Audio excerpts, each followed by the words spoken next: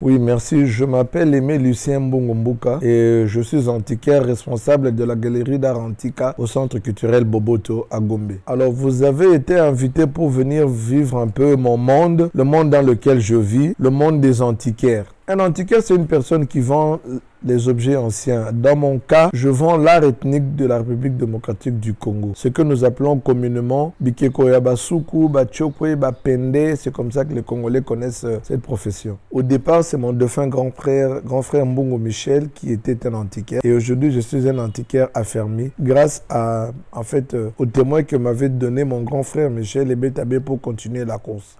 Voilà, c'est vraiment l'objectif poursuivi dans notre démarche à travers une expo que nous organisons qui s'appelle le Komoya Congo. Nous voudrons expliquer aux Congolais, pas exclusivement aux Congolais, que l'art ethnique n'est pas sorcier. L'art ethnique peut être considéré comme étant une écriture parce que nos ancêtres, ne connaissant pas l'usage de l'écriture et comme ils étaient préoccupés par le souci de laisser des bases à leurs enfants afin qu'ils puissent appréhender l'avenir avec beaucoup plus de réalisme, ils n'avaient comme seule manière de pouvoir leur communiquer ces valeurs qu'à travers la sculpture des œuvres d'art. Donc, chaque objet d'art que vous voyez ici porte un message. Chaque objet porte une sagesse qui nous a été laissée par nos ancêtres. Mais malheureusement, la réputation péjorative de l'art ethnique du Congo nous a tellement impliqués dans l'appréciation de cet art que nous nous posons la question de savoir pourquoi cela. Mais c'est simple parce que beaucoup d'écrits nous démontrent aujourd'hui clairement que le rejet de l'art ethnique du Congo par nous les Congolais ne vient pas de nos ancêtres, non. Quand nos ancêtres faisaient ces objets, ils ne faisaient pas de fétiches. Ils étaient à la recherche du beau. La mauvaise réputation de l'art ethnique du Congo est le résultat des anciennes traductions de la Bible dans lesquelles on disait que nous les Noirs, nous serions des descendants de Cham, qui est fils de Noé, qui a été maudit et chassé par son père. Et tout au long de son périple,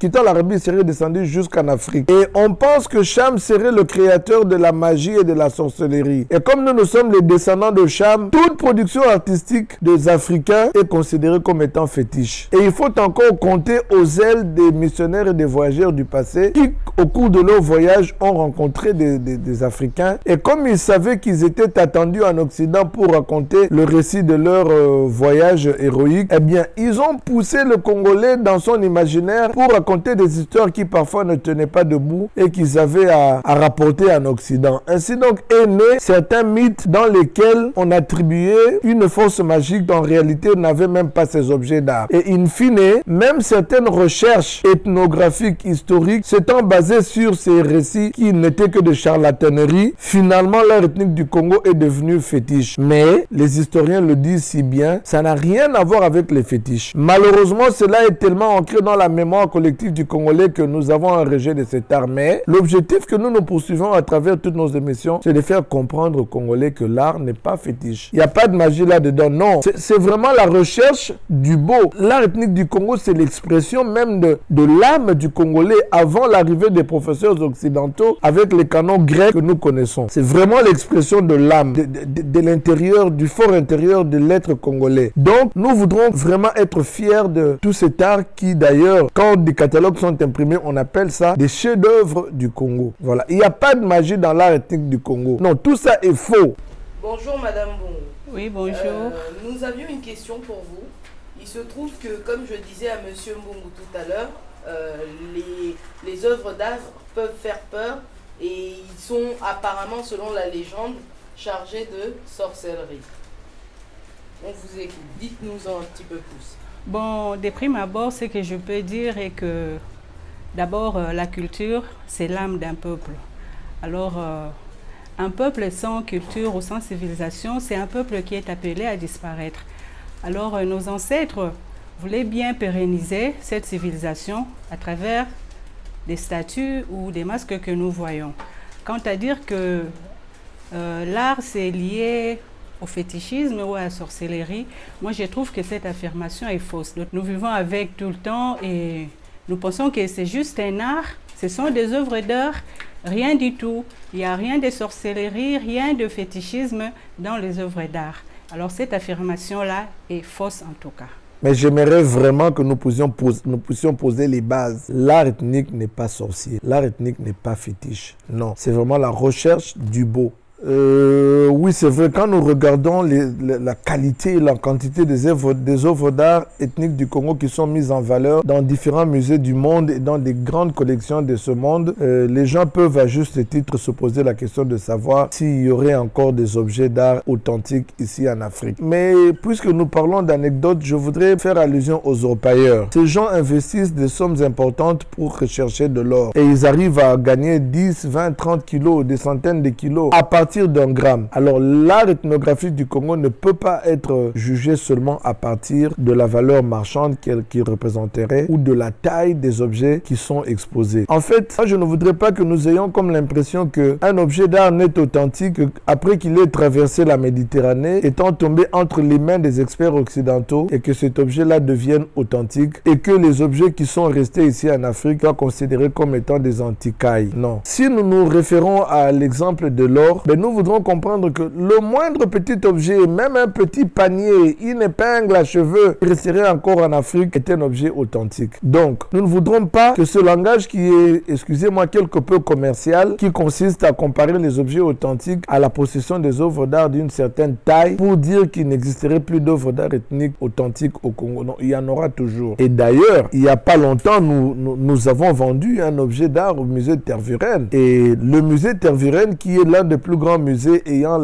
les plus grandes collections des objets d'art du Congo, quand ils nous ont reçus, eh bien, ils nous ont dit que vous venez de quel pays du Congo? Non, nous avons tout du Congo. Nous n'avons rien qui manque ici dans nos répertoires. Nous leur avons dit que nous avons un objet qu'ils n'ont pas. Mais ils ont pensé que nous étions prétentieux. Et ils nous ont quand même envoyé au conservateur des instruments de musique parce qu'il s'agissait d'un instrument de musique. Et quand nous avons montré cet objet au conservateur, il l'a embrassé. Et il nous a dit, comment savez-vous que nous n'avons pas cet objet d'art? Mais nous lui avons parlé de la sagesse africaine. Quand quelqu'un a un beau vêtement, il cherche les occasions de pouvoir le porter pour le montrer aux yeux des gens. Le musée de Tervuren n'avait jamais exposé un tel objet dans sa collection. Nous avions donc compris qu'il ne l'avait pas. Donc vous voyez que les objets continuent de sortir de l'Afrique. Et d'ailleurs, si nous voulons considérer la taille et la beauté des œuvres d'art, ce serait mal juger la sagesse africaine que nous ne voudrons pas quantifier. Non. Alors comment pouvons-nous penser que si les grands objets sont exportés en Occident, ici il n'y aurait plus rien? Non, ce n'est pas vrai. L'Afrique aura toujours la possibilité, d'autant plus que les cérémonies initiatiques existeraient encore. Nous n'allons pas laisser que ce soit les Occidentaux qui décident de l'authenticité ou non d'un objet d'art ethnique. Donc nous pensons qu'il y aura toujours des objets d'art authentiques en Afrique. Oui, les œuvres d'art qui sont en Occident, nous avons appris cela. Oui, cela nous a beaucoup touchés et nous espérons vraiment que le président recourrait à l'expertise congolaise. Parce que c'est vrai, cette expertise existe. Nous sommes des experts en art ethnique du Congo. Une expertise qui est reconnue sur le plan international. Et que nous pensons que dans la facilitation d'une telle démarche, il y a un travail à faire en amont. Et ce travail, nous l'avons commencé déjà il y a 2 décennies. Expliquer l'art ethnique du Congo aux Congolais. Puisque la sagesse africaine nous pousse aux anecdotes, je vais encore vous raconter une histoire. Il y a peu de temps, on nous a invités pour exposer des œuvres d'art au cours du changement officiel du nom de cette entreprise, que nous félicitons pour ce souci de mettre en exergue l'art premier du Congo. Et au cours de cet événement, nous avons été tellement bien reçus, on nous a servi des mets très exquis. Mais à la fin de l'événement, comme nous étions parmi les organisateurs indirectement, parce que nous devions récupérer les objets, le service traiteur nous a donné quelques encas à amener à la maison. Et quand je rentrais tout content, j'ai raconté à mes enfants que nous étions bien reçus. Voilà le repas qu'on nous a servi. Mais à mon grand étonnement, les enfants ont goûté à ça et ils ont dit non, on n'aime pas. C'était des mets de grande qualité, mais que les enfants n'ont pas apprécié. Où est-ce que je voudrais en venir? Mais moi, je ne voudrais pas que le président puisse ramener des objets ici au Congo que les Congolais n'apprécieraient pas. Pour lesquels les Congolais diraient, ah mais comment il nous ramène des fétiches? Vous savez, j'étais étonné d'apprendre par un Congolais que pour eux, le président Félix chercherait les objets qui sont en Occident pour s'accaparer de la magie qui se trouverait dans ces objets-là. Donc vous voyez le paradoxe. Et donc nous pensons qu'il y a un grand travail à faire en amont. Expliquer aux Congolais que l'art ethnique n'est pas fétiche. Que le travail que voudrait faire notre président, aller rechercher les œuvres d'art, c'est aller puiser dans la sagesse qui était expatriée. Et nous sommes prêts à accompagner le président dans une telle démarche, encore que pourvu qu'il puisse recourir à cette expertise. Parce que nous ne voudrons pas continuer à tomber dans ce piège qui consiste à penser que c'est l'Occident qui décide ou qui déciderait de la qualité des objets africains. Non, nous sommes prêts à pouvoir accompagner le président dans cette démarche que nous avons trouvée louable de récupérer les objets d'art qui ont été amenés en Occident. Et comme nous avons dit, il y a une démarche pédagogique à faire et que nous sommes prêts à expliquer au président de la République pour lui faire comprendre quelle est la manière de récupérer ces objets, parce que nous pensons que c'était un geste louable de la part des Occidentaux que de pouvoir investir des sommes importantes pour la conservation de ces objets là-bas dans des grands musées. Ainsi donc, la manière de récupérer devra être étudiée en amont et en aval. Oui, le Koumoya Congo, c'est un concept nouveau que nous avons mis en marche